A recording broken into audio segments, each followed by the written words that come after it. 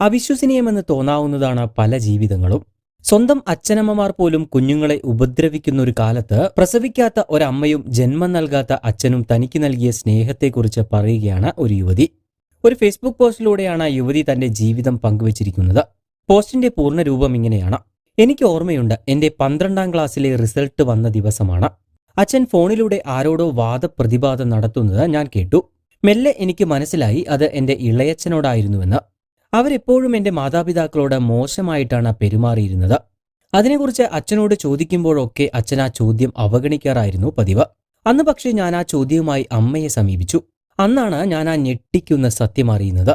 എന്നെ ദത്തെടുത്തതാണ്. ശരിക്കും ആ ഇളയച്ഛനും ഇളയമ്മയുമാണ് എന്റെ മാതാപിതാക്കൾ. ഞാൻ ഞെട്ടിപ്പോയി.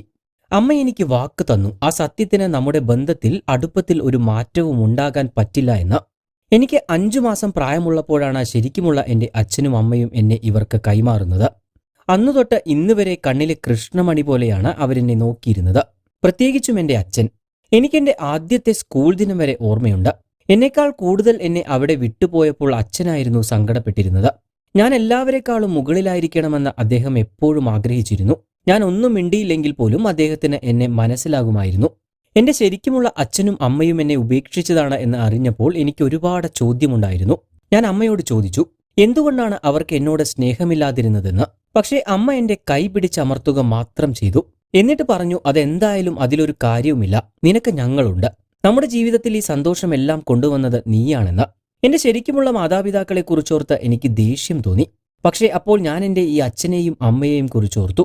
അവരുടെ കരങ്ങളിൽ ഞാൻ എത്ര സന്തോഷവതിയാണെന്ന്, ഭാഗ്യവതിയാണെന്ന്. എന്റെ ബയോളജിക്കൽ പാരന്റ്സിനോടും എനിക്കിപ്പോൾ യാതൊരു പരാതിയുമില്ല.